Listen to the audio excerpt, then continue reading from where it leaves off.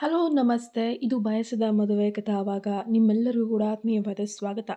ನೀವು ನಮ್ಮ ಚಾನಲ್‌ಗೆ ಸಬ್ಸ್ಕ್ರೈಬ್ ಆಗಿಲ್ಲ ಅಂದರೆ ಈ ಕೂಡಲೇ ಸಬ್ಸ್ಕ್ರೈಬ್ ಆಗಿ ಪಕ್ಕದಲ್ಲಿ ಕಾಣೋ ಬೆಲ್ ಐಕಾನ್ನ ಪ್ರೆಸ್ ಮಾಡೋದ್ರಿಂದ ನಾನು ಹಾಕೋ ವಿಡಿಯೋ ಮೊದಲನೇ ನೋಟಿಫಿಕೇಷನ್ ನಿಮಗೆ ಬಂದು ತಲುಪುತ್ತೆ.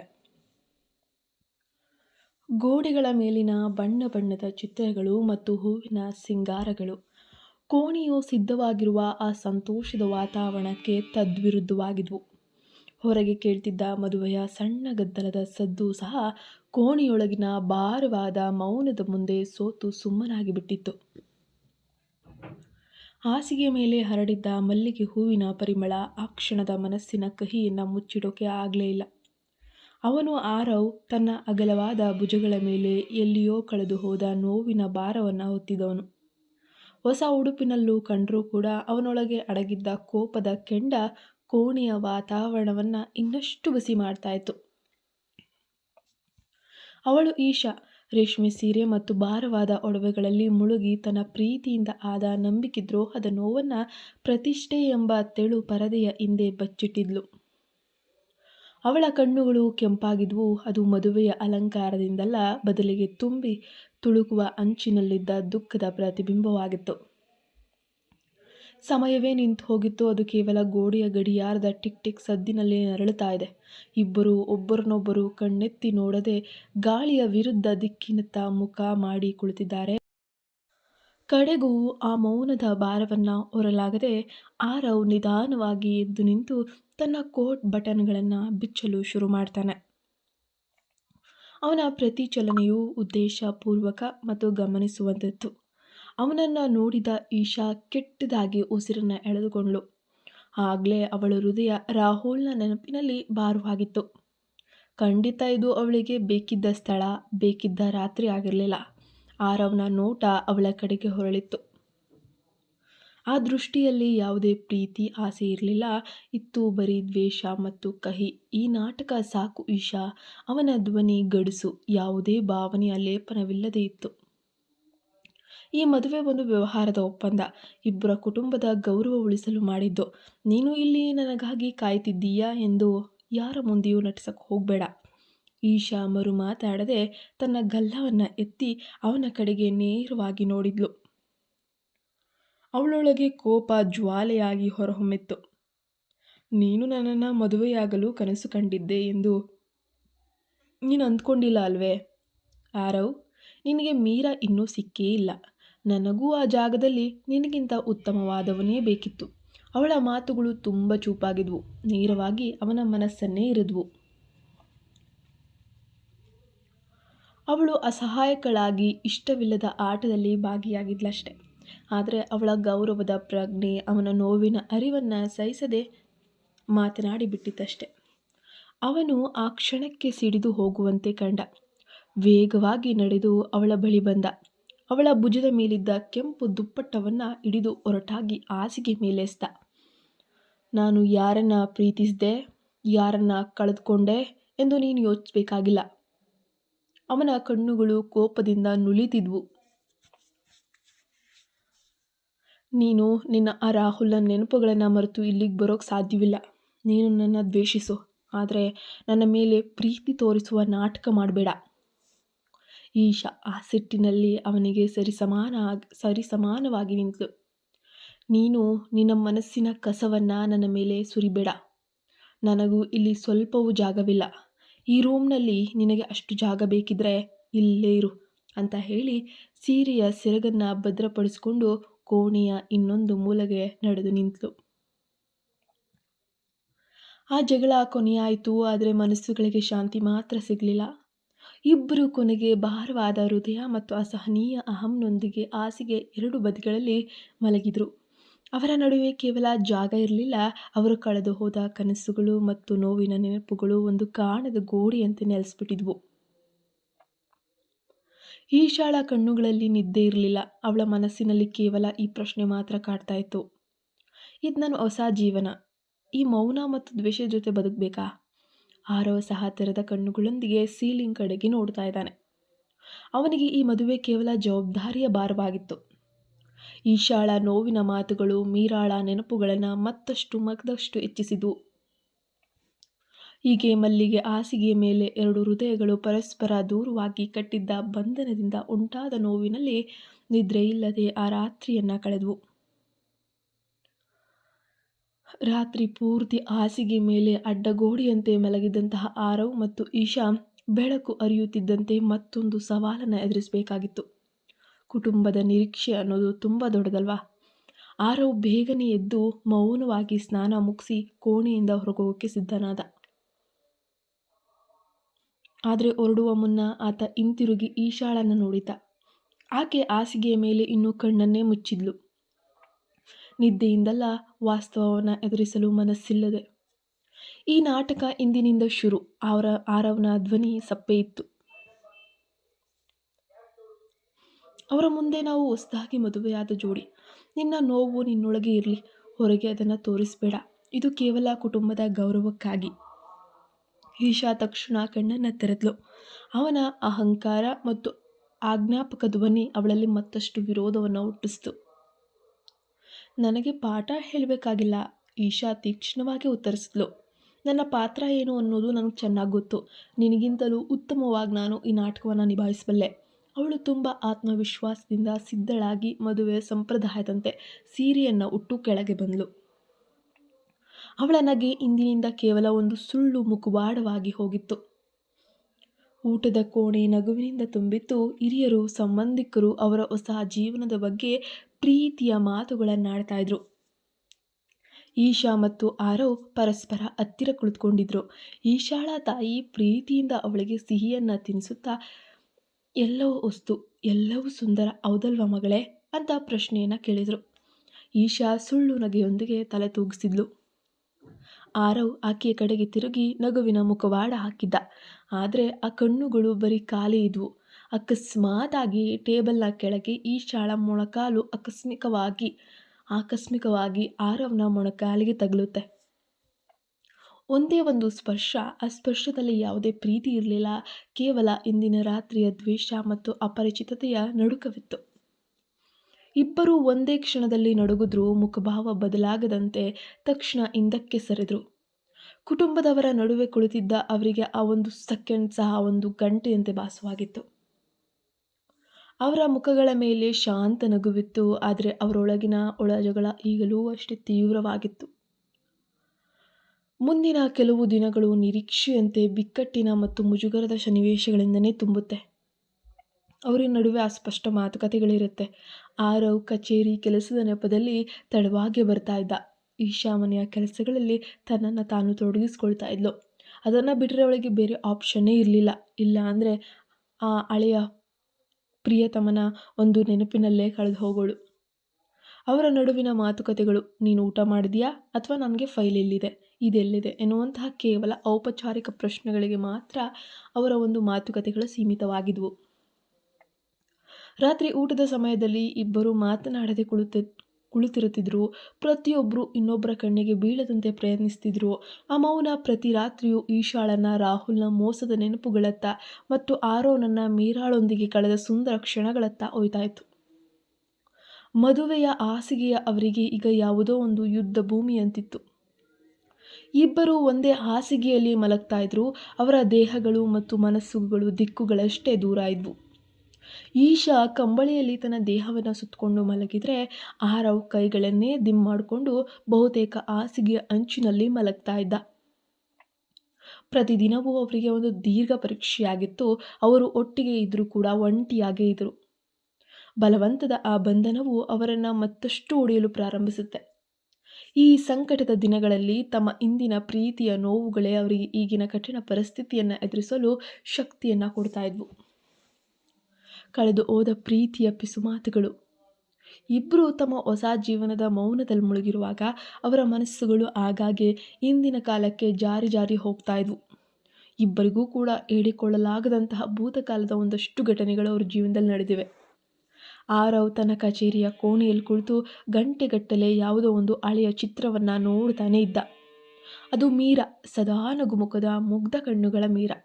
ಅವರ ಪ್ರೀತಿ ಸರಳವಾಗಿತ್ತು, ಆದರೆ ಆರ್ಥಿಕ ಮತ್ತು ಕುಟುಂಬದ ಒತ್ತಡ ಅನ್ನೋದು ಅದನ್ನು ಸುಟ್ಟು ಹಾಕಿಬಿಡುತ್ತೆ.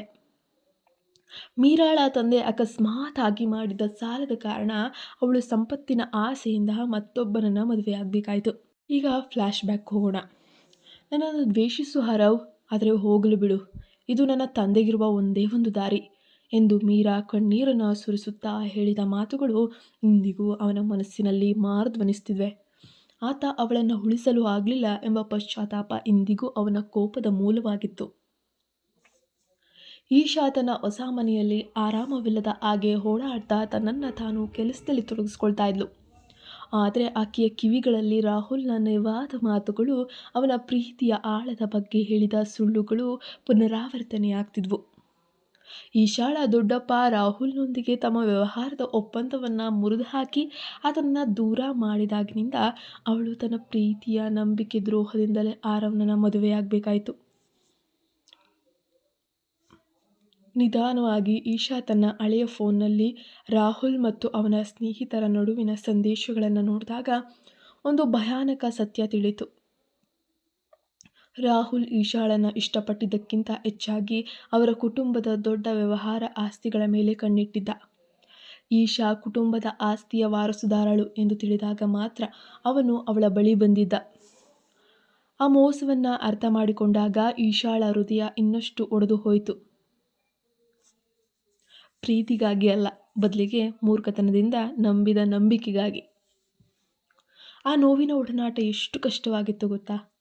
ಒಂದು ಸಂಜೆ ಆರವ್ ತಡರಾತ್ರಿ ತನ್ನ ಸ್ನೇಹಿತನೊಂದಿಗೆ ಫೋನ್ನಲ್ಲಿ ಮಾತಾಡ್ತಾ ಇದ್ದ. ಈಶಾ ಪಕ್ಕದ ಕೋಣೆಯಲ್ಲೇ ಕುಳಿತು ಆ ಮಾತುಕತೆಗಳನ್ನೆಲ್ಲ ಕೇಳಿಸ್ಕೊಳ್ತಾ ಇದ್ಲು. ಸ್ನೇಹಿತ: ಮೀರಾ ಚೆನ್ನಾಗಿಲ್ಲ. ಆರವ್ ಗಂಡನ ಸಂಪತ್ತಿದೆ, ಆದರೆ ನೆಮ್ಮದಿ ಇಲ್ಲ. ಮದುವೆಯಾಗಿ ವರ್ಷಗಳಾದರೂ ಕೂಡ ಅವರು ಖುಷಿಯಾಗೇ ಇಲ್ಲ. ಆರವ್ ಮೆಲ್ಲನೆ ನೋವಿನ ಧ್ವನಿಯಲ್ಲಿ: ನಾನು ಹೋಗಿ ತಡಿಬೇಕಾಗಿತ್ತು. ಅವಳನ್ನು ಒಂಟಿಯಾಗಿ ಬಿಟ್ಬಿಟ್ಟೆ. ಅವಳ ದುಃಖಕ್ಕೆ ನಾನೂ ಒಂದು ಕಾರಣ. ಈ ಮಾತು ಈಶಾಳ ಕಿವಿಗಳಿಗೆ ಬಿದ್ದಾಗ ಅವಳು ಸ್ತಬ್ಧಳಾದ್ಲು. ಆರವ್ನ ಕೋಪದ ಹಿಂದೆ ಕೇವಲ ಅಹಮ್ಮಲ್ಲ, ತನ್ನ ಪ್ರೀತಿಯನ್ನು ಉಳಿಸ್ಕೊಳ್ಳೋಕ್ಕಾಗಲಿಲ್ವಲ್ಲ ಎಂಬ ತೀವ್ರವಾದ ನೋವು, ತಪ್ಪಿತಸ್ಥ ಭಾವನೆ ಇದೆ ಎಂದು ಅವಳಿಗೆ ಮೊದಲ ಬಾರಿಗೆ ತಿಳಿಯಿತು. ಅದೇ ದಿನ ಆರವ್ ಕಚೇರಿಯಿಂದ ಮನೆಗೆ ಬಂದಾಗ ಈಶಾ ತನ್ನ ರೂಮಿನಲ್ಲಿ ನೆಲದ ಮೇಲೆ ಕುಳಿತುಕೊಂಡು ರಾಹುಲ್ನ ಹಳೆಯ ಸಂದೇಶಗಳನ್ನು ನೋಡಿ ಕಣ್ಣೀರನ್ನು ಹಾಕ್ತಾ ಇದ್ಲು. ಅವಳ ಆಳವಾದ ದುಃಖವನ್ನು ಕಂಡು ಆರವ್ ನಿಂತು ನೋಡಿದ್ದ. ಏನು ನೋಡ್ತಾ ಇದೆಯಾ? ಅವನು ಸಪ್ಪೆಯಾಗಿ ಕೇಳಿದ. ಈಶಾಗೆ ತಡ್ಕೊಳ್ಳೋಕ್ಕಾಗಲಿಲ್ಲ. ರಾಹುಲ್ನ ನಂಬಿಕೆ ದ್ರೋಹದ ಎಲ್ಲ ವಿವರಗಳನ್ನು ಅವನಿಗೆ ಹೇಳೇ ಬಿಟ್ಲು. ಆಕೆಯ ದನಿಯಲ್ಲಿ ನೋವಿಗಿಂತ ಹೆಚ್ಚಾಗಿ ಅವಮಾನ ಮತ್ತು ಸಿಟ್ಟಿತ್ತು. ಆರವ್ ತಕ್ಷಣಕ್ಕೆ ಆಕೆಯನ್ನು ಸಮಾಧಾನ ಪಡಿಸೋಕೆ ಹೋಗಲಿಲ್ಲ. ಬದಲಿಗೆ ಆಕೆಯ ನೋವಿನ ಕಣ್ಣುಗಳಲ್ಲಿ ಅವನಿಗೆ ಮೀರಾಳ ಪ್ರತಿಬಿಂಬ ಕಾಣಿಸ್ತು. ಬೇರೊಬ್ಬರಿಗಾಗಿ ಬಲವಂತವಾಗಿ ಬದುಕು ಸಾಗಿಸಬೇಕಾದ ನೋವು, ಸುಳ್ಳಿನಿಂದಾದ ಒಂಟಿತನ. ಆತ ತನಗರಿವಿಲ್ಲದೆ ನಿನಗೂ ಗೊತ್ತಾಗುತ್ತೆ ಉಷಾ. ನೀನು ಯಾರನ್ನಾದರೂ ಮನಪೂರ್ವಕವಾಗಿ ಪ್ರೀತಿಸಿ ಆ ವ್ಯಕ್ತಿ ನಿನ್ನಿಂದ ದೂರವಾದಾಗ ಅಥವಾ ದೂರ ಹೋಗಲು ಒತ್ತಾಯಿಸಿದಾಗ ಆ ನೋವು ಬರೀ ದುಃಖವಾಗಿ ಉಳಿಯೋದಿಲ್ಲ, ಅದು ಕೋಪವಾಗಿ ತಪ್ಪಿತಸ್ಥ ಭಾವನೆಯಾಗಿ ಪರಿವರ್ತನೆಯಾಗುತ್ತೆ ಅಂತ ಹೇಳ್ತಾನೆ. ಈಶಾಗೆ ಬಹಳ ಆಶ್ಚರ್ಯವಾಗುತ್ತೆ. ಮೆಲ್ಲನೆ ತಲೆ ಎತ್ತಿ ಅವನನ್ನು ನೋಡಿದ್ಲು. ಆರವ್ ಮೊದಲ ಬಾರಿಗೆ ತನ್ನ ರಕ್ಷಣಾತ್ಮಕ ಗೋಡೆಯನ್ನು ಕೆಡವಿ ಅವಳ ಮುಂದೆ ತನ್ನ ಭಾವನೆಯನ್ನು ಮುಚ್ಚುಮರೆಯಲ್ಲದೆ ಹಂಚಿಕೊಂಡ. ಆ ಕ್ಷಣದಲ್ಲಿ ಅವರ ದ್ವೇಷದ ನಡುವೆ ಒಂದು ಸಣ್ಣ ಸೂಕ್ಷ್ಮ ಸಂಬಂಧ ಮೊಳಕೆ ಒಡೆಯುತ್ತೆ. ಇಬ್ಬರ ಒಡೆದ ಮನಸ್ಸುಗಳು ಒಬ್ಬರಿಗೊಬ್ಬರ ಮಾತುಗಳಲ್ಲಿ ಅಲ್ದಿದ್ರೂ ನೋವಿನ ಮೌನದಲ್ಲಿ ಸಮಾಧಾನ ಕಂಡುಕೊಳ್ಳೋಕೆ ಪ್ರಾರಂಭಿಸ್ತವೆ. ಈ ಮನೆಯಲ್ಲಿ ಅವರು ಪರಸ್ಪರ ದ್ವೇಷಿಸೋಕೆ ಕಾರಣಗಳಿದ್ದಷ್ಟೇ ತಮ್ಮ ನೋವನ್ನು ಹಂಚಿಕೊಳ್ಳಲು ಮತ್ತು ತಮ್ಮನ್ನು ಅರ್ಥ ಮಾಡಿಕೊಳ್ಳಲು ಅವಕಾಶಗಳು ಇದ್ವು ಅನ್ನೋ ಅರಿವು ಅವರಿಬ್ಬರಿಗೂ ಮೂಡುತ್ತೆ. ಕರ್ತವ್ಯ ಅನ್ನೋದು ಅವರಿಬ್ಬರನ್ನ ಹೇಗೆ ಬಂಧಿಸುತ್ತೆ ಗೊತ್ತಾ? ಅವರ ದ್ವೇಷ ಮತ್ತು ಮೌನದ ಗೋಡೆ ನಿಂತಿತ್ತು, ಆದರೆ ವಿಧಿಯ ನಿರ್ಧಾರ ಬೇರೆಯದೇ ಇತ್ತು. ಅನಿರೀಕ್ಷಿತವಾಗಿ ಆರವ್ನ ತಂದೆಗೆ ತೀವ್ರ ಆರೋಗ್ಯ ಸಮಸ್ಯೆ ಅನ್ನೋದು ಎದುರಾಗುತ್ತೆ ಮತ್ತು ಅವರು ಆಸ್ಪತ್ರೆಗೆ ದಾಖಲಾಗ್ತಾರೆ. ಅವರ ತಂದೆಯ ಅನುಪಸ್ಥಿತಿಯಲ್ಲಿ ಕುಟುಂಬದ ಪ್ರಮುಖ ವ್ಯಾಪಾರ ವಿವಾದವೊಂದಕ್ಕೆ ತಕ್ಷಣ ನಿರ್ಧಾರಗಳು ಅಗತ್ಯವಿತ್ತು. ಈ ವಿವಾದ ಇಶಾಳ ಕುಟುಂಬದ ಆಸ್ತಿಗೂ ಸಂಬಂಧಿಸಿದ್ದು. ಪರಿಸ್ಥಿತಿ ಇಬ್ಬರನ್ನ ಒಟ್ಟಿಗೆ ತಳ್ಳುತ್ತೆ. ಈಶಾ ಉತ್ತಮ ವ್ಯವಹಾರ ಜ್ಞಾನ ಮತ್ತು ತೀಕ್ಷ್ಣ ಬುದ್ಧಿಯಿಂದ ಈ ಸಮಸ್ಯೆಯನ್ನು ಬಗೆಹರಿಸಲು ಆರವ್ನಿಂದ ಸಹಾಯ ಮಾಡಲೇಬೇಕಾಗಿತ್ತು. ಬೇರೆ ದಾರಿಯಿಲ್ಲದೆ ಆರವ್ ಕೂಡ ಒಪ್ಕೊಳ್ಳೇಬೇಕು. ಮೊದಲಿಗೆ ಅವರ ಸಹಭಾಗಿತ್ವವು ಅತ್ಯಂತ ಬಿಕ್ಕಟ್ಟಿನಿಂದ ಕೂಡಿತು. ಆರವ್: ನೀನು ಆ ಫೈಲನ್ನು ಇಲ್ಲಿಯೇ ಇಡಬೇಕಿತ್ತು ಈಶಾ. ನಿನ್ನ ಅಸಡ್ಡೆಯಿಂದನೇ ನಾವು ದೊಡ್ಡ ನಷ್ಟಕ್ಕೆ ಒಳಗಾಗ್ತೀವಿ. ಈಶಾ: ನಿನ್ನ ಅವಸರದ ನಿರ್ಧಾರಗಳಿಂದಲೇ ಈ ಸಮಸ್ಯೆ ಉದ್ಭವಿಸಿದೆ ಆರವ್. ನನ್ನ ಮಾತನ್ನು ಕೇಳು. ನಿನಗಿಂತಲೂ ಉತ್ತಮ ಪರಿಹಾರ ನನ್ನ ಬಳಿ ಇದೆ ಅಂತ ಹೇಳ್ತಾಳೆ. ಚರ್ಚೆ, ವಾಗ್ವಾದ, ಜೋರು ಜೋರು ಮಾತು, ಒಮ್ಮತಕ್ಕೆ ಬರುವುದು ಇದು ಅವರ ಪ್ರತಿದಿನದ ಸನ್ನಿವೇಶವಾಗಿ ಹೋಯಿತು. ಆದರೆ ಈ ಒಟ್ಟಿಗೆ ಕೆಲಸ ಮಾಡುವ ಪ್ರಕ್ರಿಯೆಯಲ್ಲಿ ದ್ವೇಷದ ಹಿಂದೆ ಅಡಗಿದ್ದ ಇಬ್ಬರ ನಿಜವಾದ ಸಾಮರ್ಥ್ಯಗಳು, ಕೌಶಲ್ಯಗಳು, ಜವಾಬ್ದಾರಿ ಪ್ರಜ್ಞೆ ಅವರಿಬ್ಬರಿಗೂ ಕೂಡ ಕಾಣಿಸಿಕೊಳ್ಳುತ್ತೆ. ಅವರ ನಡುವಿನ ಸಂಬಂಧವು ನಿಧಾನವಾಗಿ ಒಂದೊಂದೇ ಹೆಜ್ಜೆ ಬದಲಾಯಿತು. ಇದು ಪ್ರೀತಿಯಾಗಿರಲಿಲ್ಲ ಖಂಡಿತ, ಆದರೆ ಗೌರವ ಮತ್ತು ಕಾಳಜಿಯ ಒಂದು ಮಿಶ್ರಣ ಆಗುತ್ತೆ. ಒಂದಿನ ಈಶಾ ವಿವಾದದ ಫೈಲ್ಗಳೊಂದಿಗೆ ರಾತ್ರಿ ಇಡೀ ಕೆಲಸ ಮಾಡ್ತಾ ಮಾಡ್ತಾ ಸುಸ್ತಾಗಿ ಮೇಜಿನ ಮೇಲೆ ತಲೆ ಇಟ್ಟು ನಿದ್ರಿಸ್ತಿದ್ಲು. ಆರವ್ ಆಸ್ಪತ್ರೆಯಿಂದ ಬಂದವನು ಆ ದೃಶ್ಯವನ್ನು ಕಂಡ ಕೋಪದಲ್ಲಿ ಹೊರಟು ಹೋಗ್ತಿದ್ದ. ಅವನು ನಿಂತು ಆಕೆಯ ಬಳಿಗೆ ಬಂದ. ಆಕೆ ರಾಹುಲ್ನ ಮೋಸದಿಂದಾದ ಆಳವಾದ ನೋವಿನ ಕಾರಣದಿಂದಲೇ ಹೀಗೆ ಶ್ರಮಿಸ್ತಿದ್ದಾಳೆ ಎಂದು ಅವನಿಗೂ ಕೂಡ ತಿಳಿದಿತ್ತು. ಅವನು ಮೆಲ್ಲಗೆ ಆಕೆಯ ಬಳಿ ಬಂದು ಕಪ್ ಕಾಫಿಯನ್ನು ಇಟ್ಟು ಬಿಸಿ ಹೆಚ್ಚಿದ್ದ ಕಾರಣ ಪಕ್ಕದ ಕಿಟಕಿಯನ್ನು ತೆರೆದಿದ್ದ. ಆತ ಎದ್ದು ಹೋಗುವಾಗ ಈಶಾ ಕಣ್ಣು ತೆರೆದ್ಬಿಟ್ಲು. ನನಗೇನೂ ಬೇಕಾಗಿರಲಿಲ್ಲ ಕಾಫಿ, ಈಶಾ ಸಪ್ಪೆ ದನಿಯಲ್ಲಿ ಕೇಳಿದ್ಲು. ನಿನಗಾಗಿ ತಂದಿದ್ದಲ್ಲ, ನನ್ನ ಮನಸ್ಸಿಗೆ ಆರಾಮ ಸಿಗಲಿ ಅಂತ ತಂದೆ ಅಷ್ಟೆ ಅಂತ ಹೇಳ್ತಾನೆ. ಆರವ್ ಮರು ಉತ್ತರ ಕೊಟ್ಟ. ಆ ಮಾತುಗಳು ನಿದ್ದೆಯಂತೆ ಕೇಳಿಸಿದರೂ ಆ ಸಣ್ಣ ಕಾಳಜಿಯ ಕ್ರಿಯೆ ಈಶಾಳ ಹೃದಯದಲ್ಲಿ ಒಂದು ಅಸ್ಪಷ್ಟವಾದ ಜಾಗವನ್ನು ಕೆಣಕುತ್ತೆ. ವ್ಯಾಪಾರ ವಿವಾದ ಇತ್ಯರ್ಥವಾಗಿ ಒಂದು ರಾತ್ರಿ ಇಬ್ಬರು ಗೆಲುವಿನ ಸುಸ್ತಿನಲ್ಲಿದ್ದರು. ಆದರೂ ಅವರ ನಡುವಿನ ದೀರ್ಘಕಾಲದ ಉದ್ವಿಗ್ನತೆ ಕಡಿಮೆಯೇನಾಗಿರಲಿಲ್ಲ. ಅದು ಯಾವುದೋ ಒಂದು ಕ್ಷುಲ್ಲಕ ವಿಚಾರಕ್ಕೆ ವಾಗ್ವಾದ ಶುರುವಾಗ್ಬಿಟ್ಟಿತ್ತು. ಆದರೆ ಈ ಬಾರಿ ಮಾತುಗಳ ಇಂದಿನಂತೆ ಮೇಲ್ಪಟ್ಟಾದ ಸಿಟ್ಟಾಗಿರಲಿಲ್ಲ. ಅವು ತಮ್ಮ ನೋವಿನ ಮೂಲವನ್ನು ಸ್ಪರ್ಶಿಸ್ತಿದ್ವು. ಈಶಾ: ಇಷ್ಟೆಲ್ಲ ಆದರೂ ಕೂಡ ನೀನು ನನ್ನನ್ನು ಕ್ಷಮಿಸೋದಿಲ್ಲ. ನಾನು ನಂಬಿಕೆ ದ್ರೋಹಿ, ರಾಹುಲ್ಗೆ ಮೋಸ ಹೋದೆ ಎಂಬ ಒಂದೇ ಒಂದು ಕಾರಣಕ್ಕೆ ನನ್ನ ದ್ವೇಷಿಸ್ತೀಯಾ? ಆರವ್: ನಾನು ನಿನ್ನನ್ನು ದ್ವೇಷಿಸೋದಿಲ್ಲ ಈಶಾ. ನನಗೆ ಸಿಟ್ಟಿರೋದು ನನ್ನ ಮೇಲೇ. ನೀನು ಆ ಮೀರಾ ತರಹ ಕಾಣ್ತೀಯ. ಅವಳು ಮೋಸ ಹೋಗಿದ್ಲು, ನಾನು ಆಕೆಯನ್ನು ಉಳಿಸೋಕ್ಕೂ ಆಗಲಿಲ್ಲ. ಆರವ್ನ ಮಾತುಗಳು ಹೊರಬೀಳುತ್ತಿದ್ದಂತೆ ಅವನ ಕಣ್ಣುಗಳು ತೇವಗೊಂಡಿದ್ವು.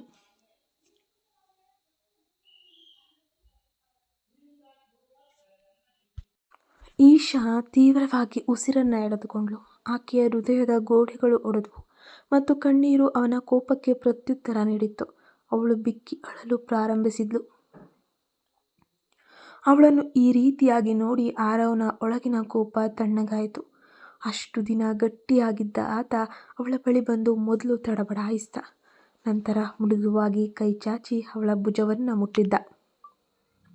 ಅವನು ಮೃದುವಾಗಿ ಆದರೆ ದೃಢವಾಗಿಯೇ ಹೇಳ್ತಾನೆ, ನೀನು ಹೊಡೆದು ಹೋಗೋಕ್ಕೆ ಅರ್ಹಳಲ್ಲ ಈಶಾ. ನಿನ್ನ ಪರವಾಗಿ ಯಾವತ್ತೂ ಹೋರಾಡದ ಒಬ್ಬ ವ್ಯಕ್ತಿಗಾಗಿ ನೀವು ನೋವನ್ನು ತಿನ್ನಲೇಬಾರ್ದು. ಆ ಮಾತುಗಳು ಪ್ರೀತಿಯ ಘೋಷಣೆ ಆಗಲಿಲ್ಲ. ಅದು ಕೇವಲ ಸಹಾನುಭೂತಿ, ನೋವಿನ ಗುರುತಿಸುವಿಕೆಗೆ ಹೊರಹೊಮ್ಮಿತ್ತು. ಆ ಕ್ಷಣದಲ್ಲಿ ಅವರ ನಡುವಿನ ಗೋಡೆಗಳು ಕುಸಿದಿದ್ವು. ಅವರು ಪತಿ ಪತ್ನಿಯಾಗಿರಲಿಲ್ಲ, ಆದರೆ ತಮ್ಮ ಇಂದಿನ ನೋವಿನಿಂದ ಬಳಲುತ್ತಿರುವ ಇಬ್ಬರ ಒಡೆದ ಆತ್ಮಗಳಾಗಿ ಪರಸ್ಪರರನ್ನು ಅರ್ಥ ಮಾಡಿಕೊಳ್ಳೋಕೆ ಆರಂಭಿಸಿದ್ರು. ಹೊಸ ಸಂಬಂಧದ ಒಂದು ಅರಳುವಿಕೆ ಶುರುವಾಗ್ತಿದೆ. ಆರವ್ನ ಮಾತುಗಳು ನೀನು ಹೊಡೆದು ಹೋಗಕ್ಕೆ ಅರ್ಹಳಲ್ಲ ಈಶಾಳ ಹೃದಯದಲ್ಲಿದ್ದ ನೋವಿನ ಗಾಯಕ್ಕೆ ಮೊದಲ ಔಷಧಿ ಅದಾಗಿತ್ತು. ಆ ರಾತ್ರಿ ಅವರ ನಡುವಿನ ಕೋಪದ ಕಿಡಿಗಳು ತಣ್ಣಗಾದ್ವು. ಅವರು ಸ್ವಲ್ಪ ಮಟ್ಟಕ್ಕೆ ಫ್ರೆಂಡ್ಸ್ ರೀತಿ ಮಾತಾಡೋಕ್ಕೆ ಪ್ರಾರಂಭಿಸಿದ್ರು. ಆದರೆ ಈ ಬಾರಿ ಆರೋಪಗಳಿರಲಿಲ್ಲ, ಕೇವಲ ನೋವಿನ ನಿವೇದನೆಗಳಿದ್ವು. ಈಶಾ ರಾಹುಲ್ನ ವ್ಯವಹಾರ ಆಸಕ್ತಿ ಮತ್ತು ಅವನ ಮೋಸದ ಜಾಲದ ಬಗ್ಗೆ ವಿವರವಾಗಿ ಹೇಳ್ತಾ ಇದ್ಲು. ಆಕೆಯ ದನಿಯಲ್ಲಿ ಅವಮಾನವಿತ್ತು, ಆದರೆ ಆರವ್ ಆಕೆಯನ್ನಾಗಲಿ ಅಥವಾ ಆಕೆಯ ನಿರ್ಧಾರವನ್ನಾಗಲಿ ಪ್ರಶ್ನಿಸಲಿಲ್ಲ. ಅವನು ಮೌನವಾಗಿ ಕೇಳಿಸ್ಕೊಂಡು ಕೇವಲ ತಲೆ ತೂಗಿದ್ದ. ಆರವ್ ತನ್ನ ಮೀರಾ ಕಥೆಯನ್ನು ಹೇಳಿದಾಗ ಆತ ಹೆಚ್ಚು ಭಾವನಾತ್ಮಕವಾಗಲಿಲ್ಲ, ಆದರೆ ಆತನ ಧ್ವನಿಯಲ್ಲಿದ್ದ ತೀವ್ರ ನೋವು ಈಶಾಳಿಗೆ ತುಂಬ ಚೆನ್ನಾಗಿ ಅರ್ಥ ಆಗೋಯ್ತು. ಅವನು ಆಕೆಯನ್ನು ರಕ್ಷಿಸಲು ಸಾಧ್ಯವಾಗಲಿಲ್ಲ ಎಂಬ ಅಪರಾಧ ಭಾವನೆಯು ಅವನನ್ನು ಹೇಗೆ ಕೋಪದ ವ್ಯಕ್ತಿಯಾಗಿ ಪರಿವರ್ತಿಸಿದೆ ಅಂತ ಆಕೆ ಕಂಪ್ಲೀಟಾಗಿ ಅರ್ಥಕೊಂಡ್ಳು. ಈಗ ಒಬ್ಬರನ್ನೊಬ್ಬರು ಅರ್ಥ ಮಾಡ್ಕೊಳ್ತಾ ಒಂದು ಅಂಡರ್ಸ್ಟ್ಯಾಂಡಿಂಗ್ಗೆ ಬರ್ತಾ ಇದ್ದಾರೆ. ನಾನು ಅವಳನ್ನು ಪ್ರೀತಿಸ್ತಿದ್ದೆ ಈಶಾ, ಆದರೆ ನನ್ನ ಪ್ರೀತಿಗಿಂತ ಹಣ ಮತ್ತು ವ್ಯವಹಾರವೇ ದೊಡ್ಡದಾಗೋಯ್ತು. ಆರವ್ನ ಕಣ್ಣುಗಳು ದೂರದ ಯಾವುದೋ ನೆನಪಿನಲ್ಲಿ ಅಲೆದಾಡ್ತಾ ಇದ್ವು. ರಾಹುಲ್ಗೆ ನನ್ನ ಹೃದಯ ಬೇಕಾಗಿರಲಿಲ್ಲ, ನನ್ನ ಕುಟುಂಬದ ಹೆಸರು ಮತ್ತು ಸಂಪತ್ತು ಬೇಕಾಗಿತ್ತಷ್ಟೆ. ಈ ಮನೆಯಲ್ಲಿ ನನ್ನ ಪ್ರೀತಿಯ ನಂಬಿಕೆ ದ್ರೋಹದಿಂದ ಸತ್ತು ಹೋಯಿತು. ಈಶಾ ನಿಟ್ಟುಸಿರು ಬಿಟ್ಲು. ಅವರ ಏಕಾಂತ ಮತ್ತು ಒಂಟಿತನ ಇಬ್ಬರನ್ನ ಒಂದುಗೂಡಿಸುತ್ತೆ. ಅವರು ಈಗ ಪತಿಪತ್ನಿಯಾಗಿ ಬದುಕಲು ಒತ್ತಾಯಿಸಲ್ಪಟ್ಟ ಅಪರಿಚಿತರಾಗಿರಲಿಲ್ಲ. ಅವರು ತಮ್ಮ ಕಳೆದು ಹೋದ ಪ್ರೀತಿಯ ದುಃಖದಿಂದಾಗಿ ಒಂದಾದ ಸಹಪ್ರಯಾಣಿಕರು ಕೂಡ ಆಗಿದ್ರು. ಇಬ್ಬರ ಒಂದು ನಡುವೆ ಸಣ್ಣ ಸಣ್ಣ ಬದಲಾವಣೆಗಳು ಶುರುವಾಗ್ತವೆ. ಈ ಹಂಚಿಕೆಯ ನೋವಿನ ನಂತರ ಅವರ ನಡುವಿನ ದೈನಂದಿನ ಜೀವನದಲ್ಲಿ ಸಣ್ಣ ಮತ್ತು ಸೂಕ್ಷ್ಮ ಬದಲಾವಣೆಗಳು ಪ್ರಾರಂಭವಾಗ್ತವೆ. ಈ ಬದಲಾವಣೆಗಳ ಮಾತುಗಳಲ್ಲಿ, ಕೇವಲ ಕ್ರಿಯೆಗಳಲ್ಲಿ, ನೋಟಗಳಲ್ಲಿ ಅಡಗಿದವಷ್ಟೇ. ಒಂದಿನ ಈಶಾ ಕೆಲಸ ಮಾಡ್ತಿದ್ದಾಗ ಆರವ್ ಮೌನವಾಗಿ ಬಂದ. ಅವಳು ಗಮನಿಸದೇ ಇದ್ದಾಗ ಆಕೆ ಟೇಬಲ್ ಮೇಲೆ ಬಿಸಿ ಬಿಸಿಯಾದ ಚಹಾ ಕಪ್ಪನ್ನು ಇಟ್ಟು ಹೊರಟು ಹೋದ. ಈಶಾ ಆತನಿಗೆ ಧನ್ಯವಾದ ಹೇಳಲು ತಿರುಗುವಷ್ಟರಲ್ಲಿ ಆತ ಹೊರಗೆ ಹೋಗಿದ್ದ. ಆ ಚಹಾದ ಬಿಸಿಯ ಜೊತೆ ಅವನ ಮೌನ ಕಾಳಜಿಯೂ ಕೂಡ ಸೇರಿತ್ತು. ಈ ರೀತಿಯ ಸಣ್ಣ ಸಣ್ಣ ವಿಚಾರಗಳು ಗಂಡ ಹೆಂಡತಿಯ ಜೀವನದಲ್ಲಿ ದೊಡ್ಡ ಬದಲಾವಣೆಗಳನ್ನು ತರುತ್ತವೆ. ಇದನ್ನು ಪ್ರತಿಯೊಬ್ಬರು ಕೂಡ ನೆನಪಲ್ಲಿಟ್ಕೋಬೇಕು. ರಾತ್ರಿ ಇಬ್ಬರು ಇನ್ನೂ ದೂರವಾಗಿಯೇ ಮಲಗ್ತಾ ಇದ್ರು. ಒಂದು ಶೀತಲ ರಾತ್ರಿಯಲ್ಲಿ ಈಶಾ ನಿದ್ರೆಯಲ್ಲಿ ನಡುಗ್ತಿದ್ದಾಗ ಆರವ್ ಎಚ್ಚರಗೊಂಡನು. ಅವನು ಒಂದೇ ಒಂದು ಮಾತು ಆಡದೆ ತನ್ನ ಕಡೆಗೆ ಎಳೆದುಕೊಂಡಿದ್ದ ಕಂಬಳಿಯನ್ನು ಮೆಲ್ಲನೆ ಆಕೆಯ ಮೇಲೆ ಒತ್ಸಿದ. ಈ ಸಣ್ಣ ಸ್ಪರ್ಶಗಳು ಇಂದಿನ ತಿರಸ್ಕಾರಕ್ಕೆ ತದ್ವಿರುದ್ಧವಾಗಿದ್ವು. ಬೆಳಗಿನ ಉಪಹಾರದ ಸಮಯದಲ್ಲಿ ಅವರ ಕಾಲುಗಳು ಮೇಜಿನ ಕೆಳಗೆ ಆಕಸ್ಮಿಕವಾಗಿ ತಾಗಿದಾಗ ಅವರು ಹಿಂದೆ ಹಿಂಜರಿಯಲಿಲ್ಲ. ಬದಲಿಗೆ ಒಬ್ಬರಿಗೊಬ್ಬರ ಕ್ಷಣ ಮಾತ್ರ ಕಣ್ಣು ನೋಡಿ ಆಕಸ್ಮಿಕವಾಗಿ ಮೌನವಾಗಿ ಒಪ್ಕೊಬಿಡ್ತಾರೆ. ಆ ನೋಟದಲ್ಲಿ ದೀರ್ಘವಾದ ಒಂದು ಭಾವನೆ ಇತ್ತು. ಕೇವಲ ಗೌರವ ಅಥವಾ ಸ್ನೇಹ ಅಲ್ಲ, ಅದಕ್ಕಿಂತ ಆಳವಾದ ಅಸ್ಪಷ್ಟವಾದ ಒಂದು ಸೆಳೆತ ಇತ್ತು, ಒಂದು ಭಾವನಾತ್ಮಕ ಆಪ್ತತೆ ಇತ್ತು. ಅವರು ಒಬ್ಬರನ್ನೊಬ್ಬರು ದೈಹಿಕವಾಗಿ ಅಪೇಕ್ಷಿಸದೇ ಇರ್ಬೋದು, ಆದರೆ ಅವರ ಮನಸ್ಸುಗಳು ಅನಿವಾರ್ಯವಾಗಿ ಭಾವನಾತ್ಮಕ ಆಪ್ತತೆಯತ್ತ ಸಾಗ್ತಾ ಇದ್ವು. ಕಳೆದು ಹೋದ ಪ್ರೀತಿಯ ಕಥೆಗಳನ್ನು ಹಂಚಿಕೊಂಡ ನಂತರ ಅವರ ನಡುವಿನ ದೈಹಿಕ ದೂರವು ಕಡಿಮೆಯಾಗದಿದ್ರೂ ಅವರ ಆತ್ಮಗಳು ಹತ್ತಿರವಾದವು. ಒಂದಿನ ಈಶಾ ಮೀರಾದ ಫೋಟೋ ನೋಡಿ, ಅವಳು ತುಂಬ ಸುಂದರವಾಗಿದ್ದಾಳೆ, ತುಂಬ ಮುಗ್ಧವಾಗಿದ್ದಾಳೆ ಆರವ್. ನೀವಿಬ್ಬರ ಕಥೆಗೆ ಬೇರೆ ಅಂತ್ಯವೇ ಸಿಗಬೇಕಾಗಿತ್ತು. ಪಾಪ, ಅವಳು ನಿನ್ನ ಜೊತೆ ಇರೋಕೆ ಅದೃಷ್ಟ ಮಾಡಲಿಲ್ಲ ಅನಿಸುತ್ತೆ ಎಂದು ನಿಧಾನವಾಗಿ ಹೇಳಿದ್ಲು. ಆರವ್ ಕಣ್ಮುಚ್ಚಿ, ನನಗೂ ಅನಿಸುತ್ತೆ, ಆದರೆ ನಾನೀಗ ಯಾರನ್ನು ಪ್ರೀತಿಸ್ತೇನೆ ಎಂಬುದಕ್ಕಿಂತ ಯಾರೊಂದಿಗೆ ನನ್ನ ಜೀವನವನ್ನು ಪ್ರಾಮಾಣಿಕವಾಗಿ ಮುಂದುವರಿಸಬೇಕೋ ಅವರ ಕಡೆ ಗಮನ ಕೊಡಬೇಕು ಅಂತ ಅನ್ನಿಸ್ತಾ ಇದೆ ಎಂದು ಮೊದಲ ಬಾರಿಗೆ ಈಶಾಳತ್ತ ನೋಡಿ ಪರೋಕ್ಷವಾಗಿ ಭರವಸೆಯ ಮಾತುಗಳನ್ನಾಡ್ತಾನೆ.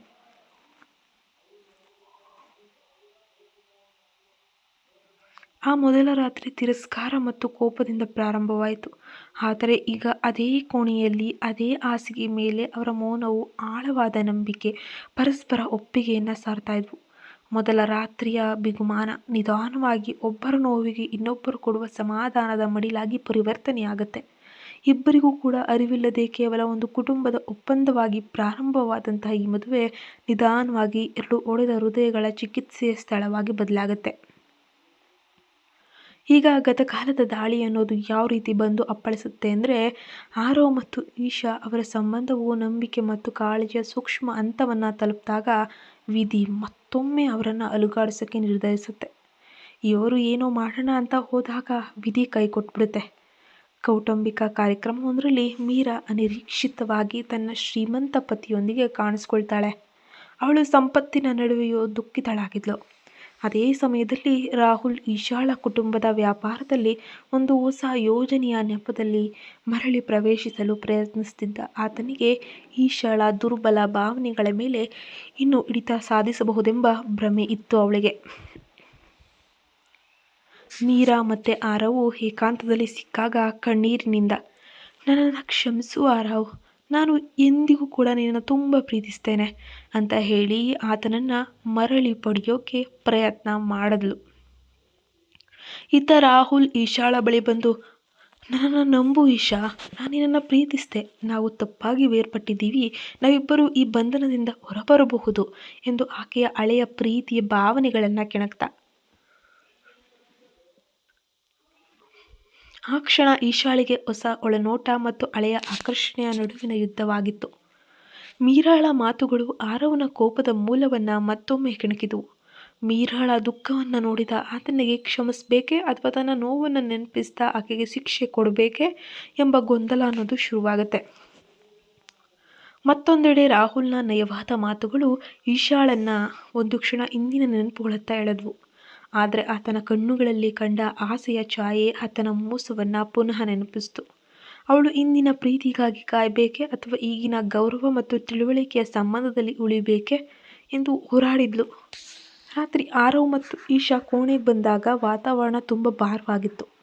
ಅವರ ನಡುವೆ ಮಾತುಗಳಲ್ಲಿದ್ದರೂ ಕೂಡ ಗತಕಾಲದ ಭೂತಗಳು ಸ್ಪಷ್ಟವಾಗಿ ಗೋಚರಿಸ್ತಿದ್ವು. ಆರವ್ ಕೋಪದಿಂದ, ನೀನು ರಾಹುಲ್ನೊಂದಿಗೆ ಹೋಗ್ತೀಯಾ?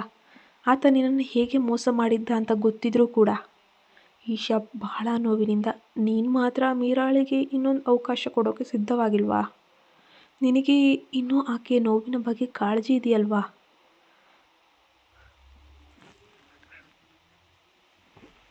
ಅವರ ನಡುವೆ ದೊಡ್ಡ ಸಂಘರ್ಷವೇ ಆಗುವುದರಲ್ಲಿತ್ತು. ಕೊನೆಗೆ ಸತ್ಯದ ಅನಾವರಣವೂ ಆಗಬಹುದೇನೋ.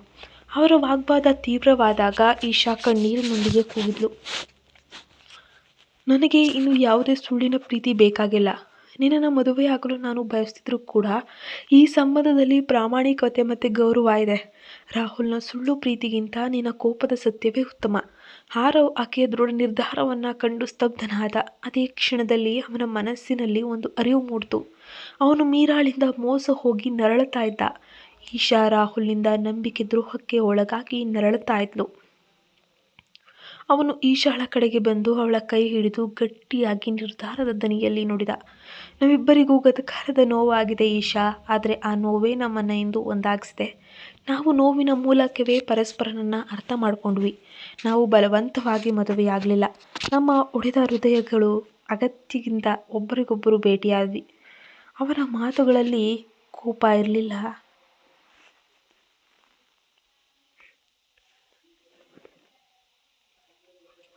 ಇದ್ದದ್ದು ಕೇವಲ ಅಪಾರವಾದ ಒಪ್ಪಿಗೆ ಮತ್ತು ಪ್ರಬುದ್ಧತೆ. ಅವನು ಈಶಾಳನ್ನು ಕ್ಷಣಕಾಲ ಬಿಡಿಸಿ ಆಳವಾಗಿ ಆಕೆಯ ಕಣ್ಣುಗಳನ್ನು ನೋಡಿದ್ದ. ನನಗೆ ಇನ್ನೂ ಮೀರಾ ಬಗ್ಗೆ ಪಶ್ಚಾತ್ತಾಪವಿಲ್ಲ. ನನ್ನ ಬದುಕು ಈಗ ನಿನ್ನೊಂದಿಗೆ ಎಂದು ಆತ ಮೊದಲ ಬಾರಿಗೆ ಸಂಪೂರ್ಣವಾಗಿ ಅವಳಿಗೆ ಮೀಸಲಾಗಿ ಮಾತನ್ನು ಕೊಟ್ಟ. ಈಶಾ ಆತನ ದೃಢತೆಯನ್ನು ನೋಡಿ ಕಣ್ಣೀರನ್ನು ಹಾಕಿದ್ಲು. ಆ ಕಣ್ಣೀರು ದುಃಖದಿಂದಾಗಿರಲಿಲ್ಲ, ಬದಲಾಗಿ ಹಳೆಯ ನೋವಿನಿಂದ ಹೊಸ ವಿಶ್ವಾಸ, ಭರವಸೆಯ ಕಡೆಗೆ ಸಾಗಿದ್ದ ಆಕೆಯ ಆತ್ಮದ ಬಿಡುಗಡೆಯಾಗಿತ್ತು. ಆ ರಾತ್ರಿ ಅವರ ಹಳೆಯ ಪ್ರೀತಿ ಪಾತ್ರರು ಶಾಶ್ವತವಾಗಿ ಅವರ ಬದುಕಿನಿಂದ ದೂರವಾದರು. ಈಗ ಅವರ ಬಂಧನವು ಇನ್ನು ಬಲವಂತದ ಒಪ್ಪಂದವಾಗಿರಲಿಲ್ಲ, ಅದು ವಿಧಿಯ ನಿರ್ಧಾರ, ಪ್ರೀತಿಯ ಬಂಧವಾಗಿತ್ತು. ನಿಜವಾದ ಮೊದಲ ರಾತ್ರಿ, ಅಂತಿಮ ಭಾಗ ಇದು. ಈಗ ಶುರುವಾಗತ್ತೆ ಅವರಿಬ್ಬರ ನಡುವಿನ ಸಂಬಂಧ. ಗತಕಾಲದ ದಾಳಿಯ ನಂತರ ಆರವ್ ಮತ್ತು ಈಶಾ ಅವರ ಸಂಬಂಧವು ಹೊಸ ಹಂತವನ್ನು ತಲುಪಿತ್ತು. ಅವರ ಬಂಧನವು ಈಗ ಇನ್ನು ಕುಟುಂಬದ ಬಲವಂತದ ಒಪ್ಪಂದವಾಗಿರಲಿಲ್ಲ, ಅದು ಅವರ ಮನಸ್ಸುಗಳ ಆಳವಾದ ಆಯ್ಕೆಯಾಗಿತ್ತು.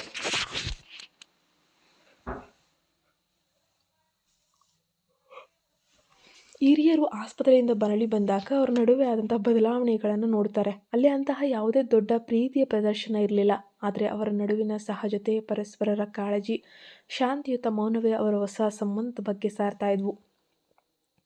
ಈಶಾ ಆ ದಿನಗಳ ನಂತರ ಮೊಟ್ಟ ಮೊದಲ ಬಾರಿಗೆ ರಾಹುಲ್ನ ಬಗ್ಗೆ ಸಂಪೂರ್ಣವಾಗಿ ಯೋಚಿಸೋದನ್ನು ನಿಲ್ಲಿಸಿದ್ಲು.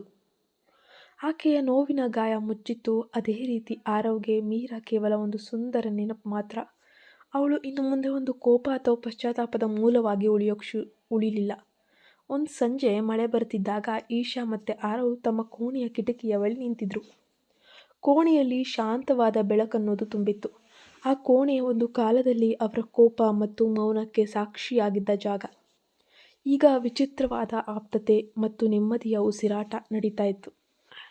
ಈಶಾ ನಿಧಾನವಾಗಿ ಆರವ್ನ ಕಡೆಗೆ ತಿರುಗಿದ್ಲು. ಅವಳ ಕಣ್ಣುಗಳಲ್ಲಿ ಈಗ ಅಹಂ ಅನ್ನೋದು ಚೂರೂ ಇರಲಿಲ್ಲ.